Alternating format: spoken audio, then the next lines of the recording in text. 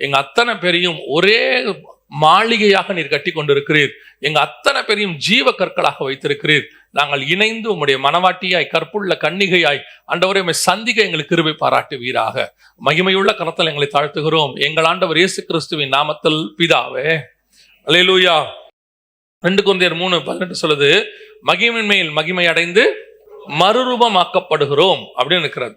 இந்த மகிமையின் மேல் மகிமை அடைந்து மறுரூபமாக்கப்படுதல் என்றால் என்ன? மறுரூபம் ஆகணும்னா கண்டிப்பாக இந்த வசனம் சொல்லுது மகிமையின் மேல் மகிமை அடையணும். உங்களுக்கு எல்லாருக்கும் தெரியும், கிறிஸ்து வரும்போது நாம் மறுரூபமாக்கப்பட்டு அவரோடு கூட இருக்க போகிறோம். அப்படித்தானே வசனம் சொல்லுது. ரோமர் 8:29 சொல்லுது, குமாரனின் சாயலுக்கு ஒப்பாய் இருப்போம் என்று சொல்லுகிறது. 1 யோவான் 3:1-2 சொல்லுகிறது, அவர் வரும்போது அவர் இருக்கிற வண்ணமாய் நாம் அவரை தரிசிப்பதனாலே என்று சொல்லுகிறது. அப்ப நம்ம எல்லாருமே மறுரூபமாக போகிறோம். மறுரூபமாய் எப்படி ஆக போகிறோம்? கிறிஸ்துவினுடைய சாயலுக்கு ஒப்பாய் மாறப்போகிறோம். அப்படி இருக்கும் பொழுது அப்படி ஆகிறதுக்கு என்ன அப்படின்னு கேட்டீங்கன்னு சொன்னா, மகிமையின் மேல் மகிமை அடைந்து மறுரூபமாகப்படுகிறோம். வெறும் ஆரம்ப ஸ்டேஜில் இருக்கிறவங்க அப்படியே மறுரூபமாய் போயிடுவோம் அப்படின்னா அப்படி அல்ல. வசனம் சொல்லுது மகிமையின் மேல் மகிமை அடைய வேண்டும் என்று சொல்லி. அப்போ அடுத்த ஸ்டேஜுக்கு நாம் மாறிக்கொண்டே போகணும். ஸ்பிரிச்சுவலி சொல்றேன். அப்படி அடையும் போதுதான் ஒரு இடம் இருக்கிறது, நான் மறுரூபமாகி அவரை தரிசிக்கிற இடத்துக்கு நான் போகிறேன். இப்போ உதாரணமாக நம்ம எப்பவுமே ஒரு கம்பாரிசன் இருக்கிறது. நம்ம எல்லாருமே பரலோகத்துக்கு பிரயாணப்பட்டு கொண்டிருக்கிறோம். அதனுடைய அடையாளமாகத்தான் கானான் பிரயாணத்தை வேதம் சொல்லுகிறது. எங்கிருந்து? எகிப்திலிருந்து அவர்கள் நடத்தி கொண்டு வருகிறார்கள். இந்த எகிப்திலிருந்து நடத்தி கொண்டு வரும் பொழுது ஒவ்வொரு கேட்டகரி பீப்புளாக இருக்கிறார்கள் அந்த இடத்துல. அதுல மிக முக்கியமான ஒரு 3-4 கேட்டகரி மக்கள் இருக்கிறார்கள். அந்த ஸ்டேஜை அடையறதுக்கு நாம் என்ன அடைய வேண்டும், எப்படி நாம் போய் மறுரூபமாகிற இடத்துக்கு வரணுங்கிறத அந்த பிரயாணத்துல இருந்து தான் நாம் இன்னைக்கு பார்க்க போகிறோம். யாத்ராகமத்தின் புஸ்தகம் 6ஆம் அதிகாரம் 26வது வசனத்தை வாசிங்க பார்க்கும். யாத்ராகமம் 6:26 வாசிங்க. அணியாய் எகிப்து தேசத்திலிருந்து நடத்தி கொண்டு போவதற்கு கர்த்தரால் கட்டளை பெற்ற ஆரோனும் மோசேயும் இவர்களே ஒரு பெரிய கூட்டத்தை ஆரோனும் மோசேயும் நடத்தி கொண்டு போகிறார்கள். இந்த கூட்டம் எங்க போகணும் அப்படின்னு கேட்டீங்கன்னா, கானான் தேசத்துக்கு போகணும். எகிப்து தேசத்திலிருந்து நடத்தி கொண்டு பாலும் தேனும் ஓடுகிற தேசத்துக்கு போகணும். அதே மாதிரிதான் நாம் இப்பொழுது இந்த உலகம் என்கிறதான எகிப்திலிருந்து, பாவம் என்கிற எகிப்திலிருந்து புறப்பட்டு பிரயாணப்பட்டு பரம கானான் என்று சொல்லக்கூடிய பரலோகத்துக்கு போகணும். அப்படி புறப்பட்டு போகக்கூடியதான அணியாய் புறப்பட்டு போகிறார்கள். அதுதான் நீங்க பாத்தீங்கன்னா பேட்ச் அப்படின்னு நம்ம சொல்றோம் இல்லையா, பார்ட்டாக அப்படின்னு சொல்லுவோம். அதே மாதிரிதான் இன்னைக்கு பல தரப்பட்ட இடங்களிலிருந்து, உலகத்திலிருந்து, சபைகளிலிருந்து ஜனங்கள் புறப்பட்டு பரலோகராயத்துக்கு பிரயாணப்படுகிறார்கள். அப்படி பிரயாணப்படுகிறதான இந்த குரூப்ல, ஹெவனுக்கு போகக்கூடியதான இந்த குரூப்ல நாம் எந்த லெவல்ல இருக்கிறோம்? இப்போ உங்களுக்கு எல்லாருக்கும் தெரிஞ்ச ஒரு விஷயம்தான், புறப்படும் போது 6 லட்சம் புருஷர்கள் புறப்பட்டார்கள் வேதம் சொல்லுது. கானான்ல இருந்து புறப்படும் போது 6 லட்சம் புருஷர்கள் போட்டார்கள். ஆனால் புறப்பட்டவங்கள்ல போய் சேர்ந்தது 2 பேர் தான், யோசுவாவும் காலேபும் தான் போய் சேர்ந்தார்கள். மற்றபடி புறப்பட்டு போனதுல மோசே, ஆரோன் உட்பட யாருமே கானானுக்குள்ள போகல. வழியில பிறந்தவர்கள் தான் அங்கே போனார்கள். புறப்பட்டவர்களில் 2 பேர் தான் போனார்கள். அப்ப இந்த பிரயாணத்துல எடுத்துக்கிட்டீங்கன்னா, புறப்படும் போது இடத்துல ஆவரேஜ் பாத்தீங்கன்னா 6 லட்சம் புருஷன்ல 2 பேர் தான் போயிருக்கிறான்னு இருக்குது. ரேஷியோ பாத்தீங்கன்னா 0.00 போகுது. அதுக்கப்புறம் நடுவில் பிறந்தாங்க, அவங்க எல்லாம் போனாங்க, ஒரு பெரிய கூட்டம் ஆர்மி உள்ள போச்சு, அதெல்லாம் ஓகே தான். புறப்பட்ட அந்த கூட்டத்துல பார்த்தா 2 பேர் தான். அப்ப இவங்க எல்லாம் போகாம போனதுக்கு என்ன காரணம்? இதுல ஏன் இதெல்லாம் நடந்திருக்குது? அப்போ இந்த மறுரூபமாகுதல், ஹெவனுக்கு போகுதல், கானானுக்குள்ளே பிரவேசித்தல் அப்படிங்கிறதுக்கு நம்முடைய ஸ்டேஜ் என்ன அப்படின்னு சொல்லி பார்த்தா, இந்த 6 லட்சம் புருஷர்கள், மனைவிகள், பிள்ளைகள் எல்லாரும் புறப்பட்டாங்க. இவர்களில் பெரும்பான்மையானவர்கள் எப்படிப்பட்டவர்களாக இருந்தார்கள்? வாசிங்க யாத்ராகமத்தின் புஸ்தகம் 32ஆம் அதிகாரம் 6வது வசனத்தை வாசிங்க. யாத்ராகம் 32:6 வாசிங்க. மறுநாள் அவர்கள் அதிகாலையில் எழுந்து சர்வாங்க தகன பலிகளை இட்டு சமாதான பலிகளை செலுத்தினார்கள். பின்பு ஜனங்கள் புசிக்கவும் குடிக்கவும் உட்கார்ந்து, இது ஒரு வகையான பேட்ச். இதான் பெரும்பான்மையான பேட்ச். போன கூட்டத்துல பெரும்பான்மையான கூட்டம், லேவி கோத்திரத்தை தவிர பெரும்பான்மையான கூட்டம் எப்படிப்பட்டதாக இருந்துச்சு அப்படின்னு கேட்டீங்கன்னா, புசிக்கவும் குடிக்கவும் உட்கார்ந்து விளையாடவும் எழுந்திருச்சார்கள். ஆனா அந்த வசனம் என்ன சொல்லுது? அதிகாலையில் எழுந்து சர்வாங்க தகனி பலிட்டு சமாதான பலிகளை செலுத்தினார்கள். அப்படின்னா என்ன அர்த்தம்? அவன் செய்ய வேண்டியதான ஸ்பிரிச்சுவல் ஆக்டிவிட்டிஸ்ல கரெக்டா இருக்கான். அவனுடைய ஸ்பிரிச்சுவல் ஆக்டிவிட்டி எப்படி இருக்குது? கரெக்டா இருக்கு. சர்ச்சுக்கு போறது, தசமாங்காணிக்கெல்லாம் கொடுக்கறது, அப்புறம் வந்துட்டு ஞாயிற்றுக்கிழமை ஆராதனைக்கு வர்றது, எல்லாம் கரெக்டா இருக்கு. ஆனால் அவங்ககிட்ட இன்னும் ஒண்ணு இருக்கிறது, புசிக்கவும் குடிக்கவும் உட்கார்ந்து விளையாடவும் எழுந்திருச்சார்கள். இவனுடைய இதென்ன, நான் கரெக்டா காலையிலே எழுந்திருச்சு ஜோம் பண்ணிட்டேங்க, அதுக்கப்புறம் ஃபுல்லா டிவி பார்ப்பான். நான் காலையில எழுந்திருச்சு பைபிள் வாசித்துட்டேங்க, அதுக்கப்புறம் உட்காந்து அவன் பாட்டு அவனுடைய உலக பிரகாரமான காரியங்கள்ல ஈடுபட்டுக்கிட்டு இருப்பான். என்ன கேட்டு பாருங்க, காலையிலே ஜோம் பண்ணிட்டேன், நான் காலையிலேயே பைபிள் வாசித்துட்டேன், அவ்வளவுதான். அவனுடையதான ஆவிக்குரிய கடமை முடிஞ்சிருச்சு. அது முடிச்சாச்சுன்னா என்ன வேணாலும் செய்வான். அதோட அர்த்தம் என்ன, இவன் ரிலிஜியஸ், இவன் ஒரு மத ரீதியான ஆளை ஒழிய ஸ்பிரிச்சுவல் கிடையாது, ஆவிக்குரியவன் கிடையாது, இவனுக்குள்ள மாற்றம் கிடையாது. கானானுக்கு போக வேண்டியவன் வழியில உட்காந்துட்டான்னு இருக்குது வசனம். அவர்கள் புசிக்கவும் குடிக்கவும் உட்கார்ந்து, எதுக்குடா எழுந்திருச்சான்னு பார்த்தா விளையாட எழுந்திருக்கிறான். எழுந்திருச்சவன் கானானுக்காக போறதுக்காக எழுந்திருக்கல, விளையாட எழுந்திருச்சார்கள். பிரயாணப்படுறவன் உட்காரக்கூடாது. ஒரு பெரிய விஷயம் ஆண்டவர் பைபிள்ல போய் பாருங்க. ஆண்டவருக்கு பிடிக்காத ஒரு விஷயம் வழியில படுத்து தூங்குறது. அது ஜெயில தூங்கினாலும் பிடிக்காது, போட்ல தூங்கினாலும் கப்பல்ல தூங்கினாலும் பிடிக்காது, அல்லது சூரச்செடிக்கு கீழே தூங்கினாலும் பிடிக்காது. உடனே ஆளை விட்டு எழுப்பிடுவார் ஆண்டவர். இமிடியேட்டா ஜெயில தூங்கினா தூதனை விட்டு எழுப்பிடுவார் பேதுருவை, அல்லது கப்பல்ல தூங்கினா யோனாவை எழுப்பி விட்டுருவாரு, சூரச்செடிக்கு கீழே தூங்கினா அங்க எலியாவை எழுப்பி விட்டுருவார் தூதனை விட்டு. அவருக்கு பிடிக்காது. அவரோட அர்த்தம் என்ன, அவர் சொல்ற வார்த்தை என்ன, நீ பண்ண வேண்டிய தூரம் வெகு அதிகம், பிரயாணம் தூரம். நாம் ஒரு பிரயாணத்தில் இருக்கிறோம், கானானுடைய பிரயாணத்தில் இருக்கிறோம், பரலோக பிரயாணத்தில் இருக்கிறோம். நடுவுல நாம படுத்து தூங்குறதோ அல்லது விளையாடுறதுக்கோ இங்க நேரம் இல்லை. ஸ்பிரிச்சுவலி இங்க நாம் போய்கொண்டிருக்கிறோம். அதுவும் இந்த காலம் கடைசி காலம், முழுக்க முழுக்க ஸ்பிரிச்சுவலாக மட்டும் திங்க் பண்ண வேண்டிய காலம். காரணம் என்னன்னா, எந்த நிமிஷமும் கர்த்தருடைய வருகை இருக்கும் நம்ம எதிர்பார்க்கிறோம். மர்ரூமாக வேண்டியவங்க இப்போ உலகத்துக்கு பின்னால போய் உட்காந்துக்கிட்டு புசிக்க குடிக்க ஜாலியா இருந்துகிட்டு கேட்ட பாருங்க, நான்லாம் சர்ச்சுக்கு கரெக்டா போயிடுவேன். அவங்க சொல்றது கரெக்டா சர்ச்சுக்கு போயிடுவேன், ஒரு வாரம் கூட சர்ச்சு நான் மிஸ் பண்ணதில்லை. அதுக்கப்புறம் நீங்க சொல்லி பாருங்க, கிறிஸ்துமஸ்க்கு வந்துருவேன், நியூ இயர்க்கு வந்துருவேன், ஈஸ்டருக்கு வந்துருவேன், எல்லாம் கரெக்டா இருக்குது. அப்புறம் அவ்வளவுதான், வேற என்ன இருக்குது? அவர்களுக்குள்ள அந்த கானானை பத்தின பாரம் இல்லை, அந்த பிரயாணத்தை பத்தின பாரம் இல்லை, ஜாலியா இருக்கான். எப்படி முடியுதுன்னே தெரியாது, வனாந்தரத்துல ஜாலியா இருக்கிறான். பல நேரங்களிலே நாம் போக வேண்டிய டெஸ்டினேஷனுக்கு போயிட்டு தான் மற்ற வேலையை செய்யணும். நடுவில் அப்படியே டைவர்ட் ஆகி மற்ற காரியங்களில் ஈடுபடுறது, அப்படியே போறது. ஸ்பிரிச்சுவலி இது மிகப்பெரிய தப்பு. இன்னைக்கு பிசாசு அந்த காரியத்தை செய்யறான். நீ பண்ண வேண்டிய ஜபத்தை பண்ணிடு, வாசிக்க வேண்டிய பைபிளை வாசித்துரு, போக வேண்டிய சர்ச்சு போயாச்சு. மற்றபடி என்னென்ன செய்ய, என்னென்ன பண்ணணும், வீடியோ கேம்ஸ் விளையாடணுமா, இல்ல ஃப்ரெண்ட்ஸோட போய் அரட்டடிக்கணுமா, இல்ல உலக பிரகாரம் என்ன பண்ணுமா, அதெல்லாம் செய்ய. என்ன கேளு, நான் கரெக்டா இருக்குங்க சர்ச். இதை வைத்துக்கொண்டு இந்த தப்பை மறைக்கிற கூட்டம் ஒன்று இருக்கிறது. புசிக்கவும் குடிக்கவும், இவங்களுக்கு உலக பிரகாரமான எல்லாத்தையும் செய்யணும். ஆனா இதை செஞ்சு அந்த பைபிள் வாசிக்கிறதையும் ஜெபம் பண்றதையும் சர்ச்சுக்கு போறதையும் ஒரு ஷீல்டு மாதிரி வச்சுப்பாங்க. நீங்க பாஸ்டர் கேட்டு பாருங்க, நாங்களாம் கரெக்டா சர்ச்சுக்கு வரோம். ஆமா, கரெக்டா சர்ச்சுக்கு வரீங்க, வந்து என்ன பண்ணீங்க, என்ன மாற்றம் வந்துச்சு? இந்த வருகையில போறதுக்கோ அல்லது கிறிஸ்துவை சந்திப்பதற்கோ இல்ல உங்களுடைய ஆவிக்குரிய வாழ்க்கையில் இருக்கிற தரிசனத்தை நிறைவேற்றுவதற்கோ நீங்கள் என்ன செய்திருக்கிறீர்கள்? இல்லைங்க, அது வேற. நம்ம வேலையை பார்த்து சம்பாரிச்சு பேர பிள்ளைகளை பார்த்து அவங்களுக்கு கொடுத்து போய் அவங்களுக்கு வச்சுட்டு போய் அது இல்ல. இதான் புசித்து குடித்து விளையாடுதல். வேதம் சொல்லுது பரலோக ராஜ்யம் என்ன இல்லையாமா? ரோமர் 14:17 வாசிங்க. ரோமர் 14:17. தேவனுடைய ராஜ்யம் புசிப்பும் குடிப்பும் அல்ல, பரிசுத்த ஆவியினால் உண்டாகும். உங்களுக்கு இப்போ புசிப்பு குடிப்புல ஒரு சந்தோஷம் இருக்கு, இல்லைன்னே சொல்லல. புசிப்பு குடிப்பு உலக பிரகாரமான காரியங்கள், அதுல ஈடுபடுதல், அதுல சந்தோஷப்படுதல், அதுல ஒரு சந்தோஷம் இருக்குது, அதுல எந்த மாற்று கருத்துமே இல்லை. ஆனால் அந்த சந்தோஷம் இல்ல, ஆவியினால் உண்டாகும் சந்தோஷமாய் இருக்கிறது. இதை நீங்க ஃபீல் பண்ணா மட்டும்தான், அல்லது இதுக்குள்ளாக போய் நீங்க போனா மட்டும்தான் உங்களுக்கு இந்த டிஃபரன்ஸ் தெரியும். கண்டிப்பாக நீங்கள் பாவம் செய்யும் போது அதுல ஒரு சந்தோஷம் இருக்குது. ஆவிக்குரியவர்களுக்கு நான் சொல்றேன், இங்க யாருமே பாவத்தை துக்கத்தோட பண்ணல. ஐயோ பாவம் செய்ய வேண்டி இருக்கே, நீங்க யாரும் செய்யல. பாவம் செய்யும் போது அவனுக்கு அதுல என்ன இருக்கு? அதுல ஒரு சந்தோஷம் இருக்கு. செஞ்சு முடிச்சுட்டு அவனுக்கு துக்கம் இருக்குது.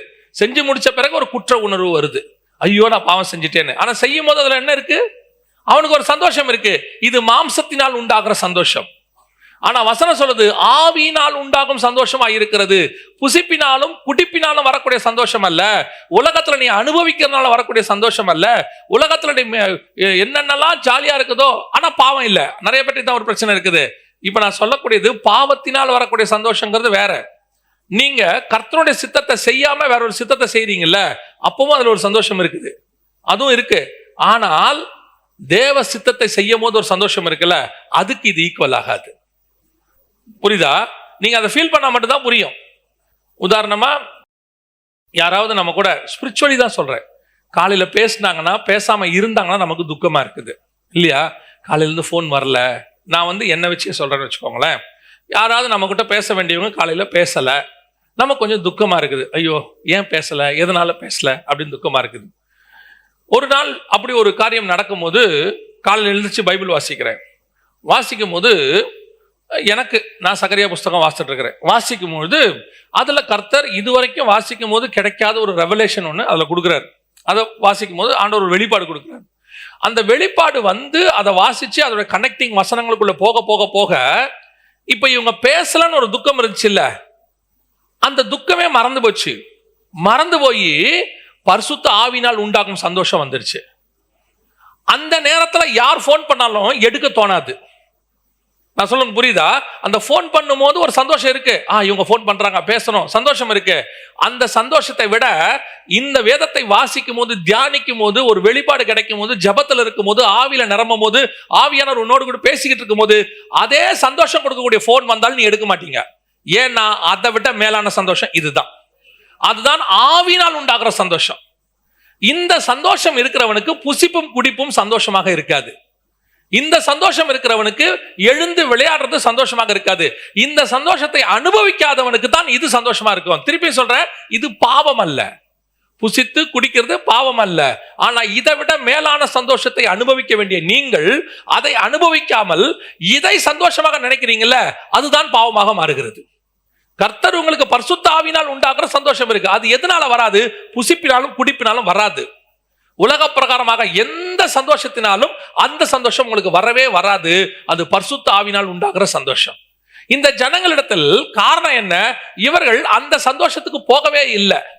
இவங்க பிரயாணத்துக்கு போனவங்க தான், கானானுக்கு போக வேண்டியவங்க தான். வழியில உட்காந்துட்டாங்க. போதும், நல்லா சாப்பிட்டோம், நல்லா குடிச்சோம், நல்லா ஜாலியா. சிலர்லாம் சொல்லுவாங்க பாத்துறீங்களா, ஒரு சில யூத் மீட்டிங் போயிட்டு வந்தா நல்லா டான்ஸ் ஆடி கீடி எல்லாம் முடிச்சுட்டு வரும்போது பயங்கர ஜாலியா இருந்துச்சு இல்ல அப்படிம்பா. இதுல ஒரு சந்தோஷம் இருக்குதானே, அவனுக்கு அதுல சந்தோஷம் இருக்குல்ல. ஆனா அதே நேரத்துல சில மிஷனரி மீட்டிங்ஸ் அந்த மாதிரிலாம் போயிட்டு வரும்போது அவன் தன் வாழ்க்கையை கர்த்தருக்கு ஒப்பு கொடுத்துருப்பான். ஆனா அழுது ஒப்பு கொடுத்துருப்பான், உடஞ்சு ஒப்பு கொடுத்துருப்பான். ஆனா அவனுக்குள்ள ஒரு சந்தோஷம் இருக்கும். அன்னைக்கு அந்த சந்தோஷம் இந்த சந்தோஷம் ஆகாது. நான் சொல்றது உங்களுக்கு புரியுதா? இதுதான் ஆவியினால் உண்டாகிற சந்தோஷம். இந்த சந்தோஷத்துக்குள்ள நீங்க போனீங்கன்னா தான் பரலோக ராஜ்யம் நெருக்கமாக இருக்கிறது. அதான் பைபிள் சொல்லுது, பரலோக ராஜ்யம் புசிப்பும் குடிப்பும் அல்ல. ஒரு கூட்டம் புசித்து குடித்து விளையாட தொடங்கினார்கள். இப்ப வாசிங்க 1 கொரிந்தியர் 10ஆம் அதிகாரம் 5வது வசனத்தை வாசிங்க.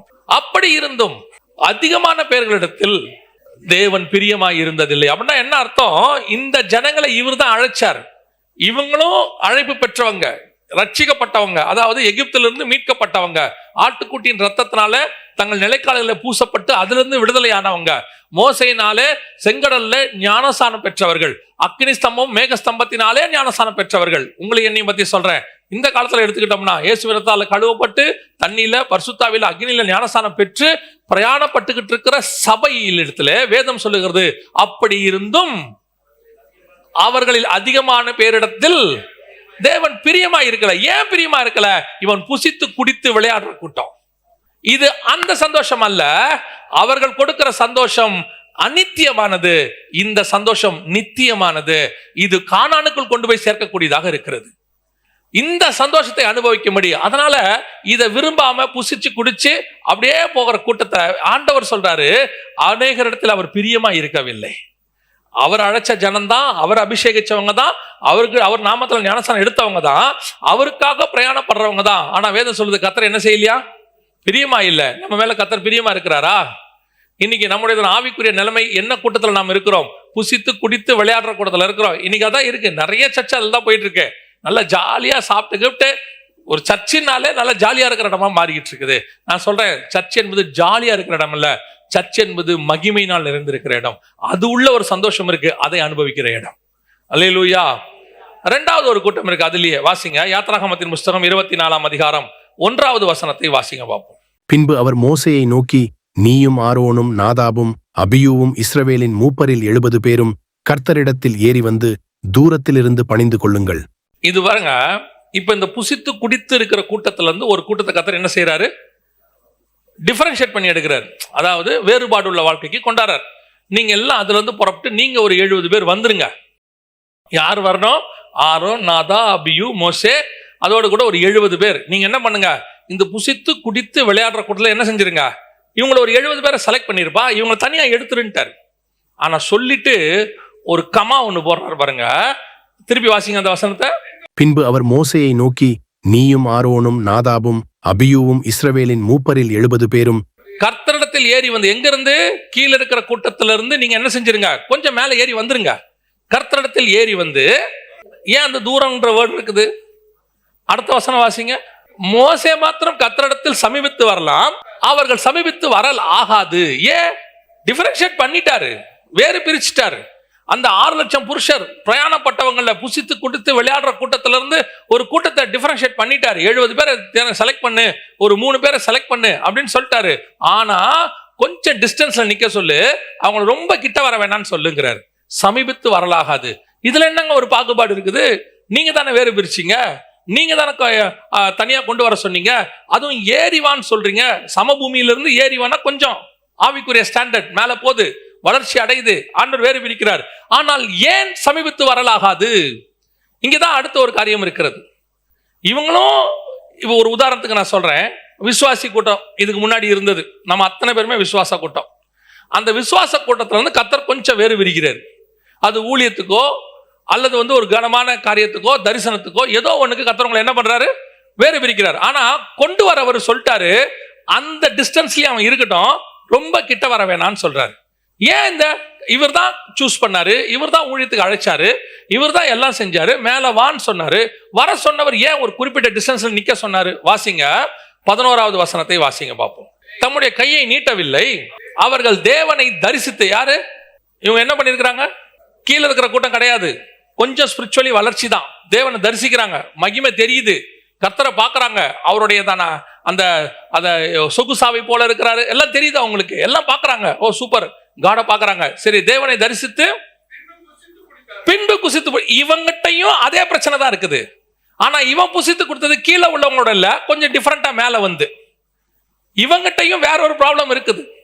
ஆவிக்குரிய வாழ்க்கையில வளர்ச்சி இருக்குது, கர்த்தர் வேறு பிரிக்கிறாரு, அழைப்பு கொடுக்கிறாரு, மினிஸ்ட்ரி இருக்கு. ஆனா வரும்போது இந்த சாப்பாடு இவனுக்கு எங்க இருந்து வந்திருக்கும்னு நினைக்கிறீங்க? மேல வந்தான்ல, வந்து புசித்து குடித்தார்கள். அப்ப இந்த சாப்பாடு அவனுக்கு எங்க இருந்து வந்திருக்கும்? வரும்போதே எடுத்துட்டு வந்துட்டான்.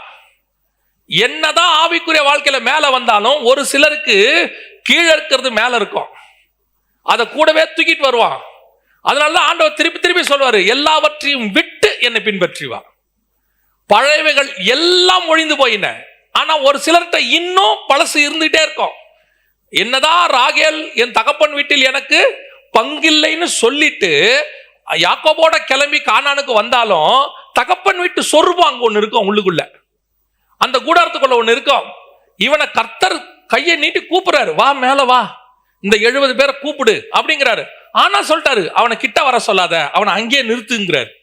ஏன் வர சொல்லிட்டீங்க, நிறுத்திங்க? அவனுக்குள் இன்னும் கீழே இருக்கிற சாப்பாடும் கீழே இருக்கிற குடியும் இருக்கு, இன்னும் அந்த ஆகாரம் இவங்கிட்ட இருக்குது. இதுதான் இங்க பிரச்சனை. ஊழியத்துக்கு அழைச்சாரு அல்லது உங்களை தனிப்பட்ட ஒரு ஆவிக்குரிய வாழ்க்கைக்கு ஒரு தரிசனத்துக்கு கர்த்தர் கூப்பிடுறாருன்னு வச்சுக்கோங்களேன், உங்ககிட்ட இருக்க கூடாததுன்னு ஒண்ணு இருக்குது. இருக்கிறது வேற, இருக்க கூடாதுன்னு ஒண்ணு இருக்கு. அந்த விஷயத்துல எலிசா தி பெஸ்ட். எலியா போய் கூப்பிடுவாப்ல, சால்வையை போட்டு வான்னு சொல்லி கூப்பிடுவாப்ல. கூப்பிட்ட உடனே அவன் அடுத்த சொல்ற வார்த்தை என்ன இருக்குன்னா, கொஞ்சம் இருங்க, எங்க தாய் தகப்பனை போய் வணங்கிட்டு வரேன்பா. ஆனா அந்த வேலையை அவன் செய்யவே மாட்டான். என்ன பண்ணுவான் தெரியுமா? நேரம் ஓடி போய் ஏறு மாடை அடிச்சு, ஏற உடைச்சு அந்த நெருப்புல மாட்டை வேக வச்சு எல்லாருக்கும் விருந்து போட்டு வந்துடுவான். அதோட அர்த்தம் என்னன்னா, இனி நான் திரும்பி வருவதற்கு இங்கே எனக்கு ஒன்றும் இல்லைன்னு அர்த்தம். எல்லாருக்கும் ஒரு ஏறு மாடு கொடுத்தாங்க, நான் ஏன் ஏறு மாடு ஓட்டிக்கிட்டு இருந்தேன். எப்ப எனக்கு காலிங் வந்துருச்சோ பழையவைகள் எல்லாம் ஒழிந்து போயின, இனி எங்கிட்ட ஒண்ணுமே கிடையாது. இதுதான் இன்னைக்கு ரொம்ப இம்பார்ட்டன்ட். அதாவது இயேசு கிறிஸ்து 12 பேரை அழைச்சாரு, 70 பேரை அழைச்சாரு. அதே தான் இதுவும், இதே தான் காரணமா அங்கதான் இருக்கு. ஆண்டவர் அங்க 70 பேர் அழைச்சு ஒரு 3 பேரை மருமலை கூட்டு போவாரு. இங்க ஆரோன், நாதாப், அபியூ ஒரு 70 பேர் கூட்டு போறாரு. ஆனால் வந்தவங்க அத்தனை பேர்கிட்டையும் பழசு கொஞ்சம் இருந்துச்சு, அத்தனை பேர்ட்டையும் இருக்குது. ஒரு பிரச்சனை வந்த உடனே ஒருத்தன் சொல்றான், வாங்க மீன் பிடிக்க போகிறேன். மிச்சம் பேர் சொல்றான் நானும் கூட வருகிறேன். அப்ப இவன் ஒரு நாளும் அந்த மீன் பிடிக்கிறது மைண்ட்ல இருந்துட்டே இருக்கு. பிரச்சனை ஆச்சுன்னா மீன் பிடிக்க போயிடலாம். நான் இந்த ஊழியத்துக்கு வரும்பொழுது ஆண்டவர்கிட்ட ஒன்று கேட்டேன். யூகேல இருந்து வரும்பொழுது, ஆண்டவரே நான் வேலையை விட்டுட்டு அவர் வர சொல்றாரு, நான் வரேன், விசா மட்டும் எக்ஸ்டெண்ட் பண்ணிக்கிறேன். அப்போ ஒருத்தர் ஐடியா கொடுத்தாரு, நீ போ விசா என்ன பண்ணிக்கோ எக்ஸ்டெண்ட் பண்ணிட்டு போ, நாளைக்கு ஏதாவதுன்னா நீ என்ன பண்ணிடலாம் இங்கே வந்துடலான்னு. அப்போ விசா எக்ஸ்டெண்ட் பண்ணணும். விசா எக்ஸ்டெண்ட் பண்ணணும்னா எனக்கு கொஞ்சம் பேர் தெரியும், வச்சு பண்ணிடலாம் ஈஸியாக. அப்போ விசா எக்ஸ்டெண்ட் பண்ணணும் லிட்டரலா பரிசுத்த ஆவியானவர் சொல்றாரு, விசாவை நீ எக்ஸ்டெண்ட் பண்ணக்கூடாதுங்கிறார். விசா என்ன செய்யக்கூடாது? எக்ஸ்டெண்ட் பண்ணக்கூடாது. அப்படியே நீ போ, நான் இந்த தேசத்துக்கு உன்னை ஊழியத்துக்கு கூட்டிட்டு வருவேன், ஆனா நீ இந்த விசாவை எக்ஸ்டெண்ட் பண்ணாதன். சரின்னு சொல்லிட்டு விசா எக்ஸ்டெண்ட் பண்ணாச்சு, பண்ணல, வந்தாச்சு. எங்கே வந்தா 11 மாசம் ஊழியம் கிடையாது, ஒண்ணுமே கிடையாது. ஏன்னா யாரையுமே தெரியாது, எங்க போறது தெரியாது, எப்படி ஸ்டார்ட் பண்றது தெரியாது, எதுவுமே தெரியாது. ஏன்னா நான் ஊழியத்தினுடைய பேக்ரவுண்ட்ல இருந்து வரல. எங்க போய் கேட்கறது, யாரை ஸ்டார்ட் பண்றது ஒண்ணுமே புரியல. ஆண்டவர் மட்டும் நடத்திக்கிட்டு இருக்கிறார். அந்த 11 மாசம் கிட்டத்தட்ட ஒரு 2-3 தடவை நினைச்சேன் பேசாம திரும்பி போயிடலாமோ. ஏன்னா இங்க இருந்த பிரச்சனைக்கு, இங்க நடந்த காரியங்களுக்கு அப்போ திரும்பி போறதுக்கு என்கிட்ட வழி இல்லை. ஏன்னா என்ன இல்லை, விசா இல்லை. விசா இருந்துச்சுன்னு வச்சுக்கோங்க, ஆட்டோமேட்டிக்கா என்னவாயிரும், டிக்கெட்டை போட்டு போயிட்டே இருப்போம், ஜபத்தோட போயிருப்போம். கர்த்தர் கிருபையா கூட்டு போனாரு, நம்ம திருப்பி ஆண்டவர் ஜபத்தோட கூட்டு வருவார்னு போயிடுவோம். அந்த சோர்ஸ் இல்லாம இருக்குல்ல, அதுதான் ரொம்ப இம்பார்ட்டன்ட். பழசு எல்லாத்தையும் ஒழிச்சிடணும்.